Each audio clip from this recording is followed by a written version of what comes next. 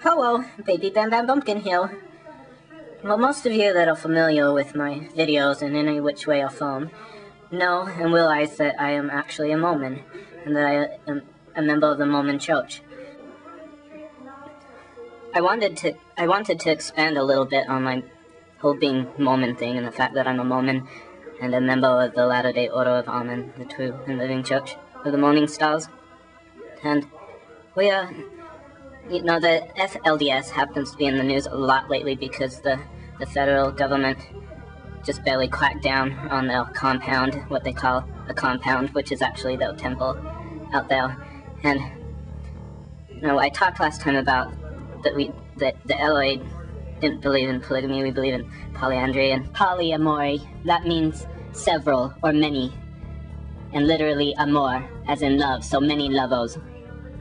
We believe that if someone decides that they want to start an eternal family that way and seal themselves up together in a relationship upon the agreement of everyone involved, so a man with many wives, or if someone wanted to, let's say a woman wanted a lot of men around and was only satisfied with lots of men, and there were a whole bunch of men that agreed to become put together in a sacred union, then we are for that too. Or let's say there's a Sappho-erotic group of Sapphos that want to get together, and a bunch of women that want to live communally or live eternally in the hereafter together.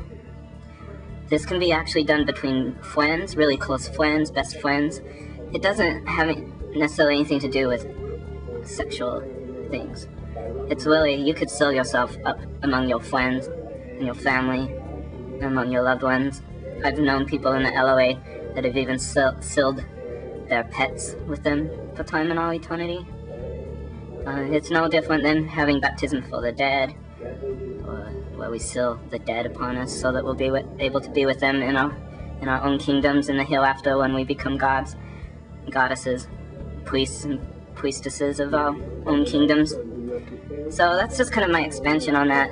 I don't want anybody to think that, you know, with the FLDS we are highly against people against their will, being made to do things against their will, or having any kind of brainwashing.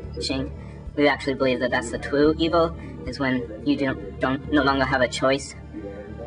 Even though we're not LDS, you know, Wilford Woodruff said, if I happen to have a cup of tea, am I breaking the word of wisdom? This is Wilford Woodruff, okay? He was the third prophet of the LDS Church. And he said, if I were to drink a cup of tea, would I be breaking the word of wisdom? Which are a set of suggestions that Joseph Smith had that came to him in a prophecy. And that's where you get where LDS don't drink alcohol, or they don't have coffee or tea or anything.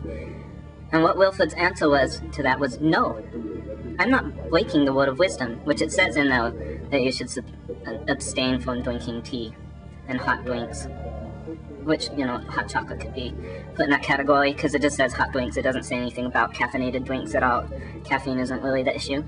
And he says, no, I'm not breaking the word of wisdom. For that's where the wisdom lies. The wisdom lies within the choice. The wisdom lies within the choice. So that's all I have to say. Thank you. I'm Baby Bam Bumkin.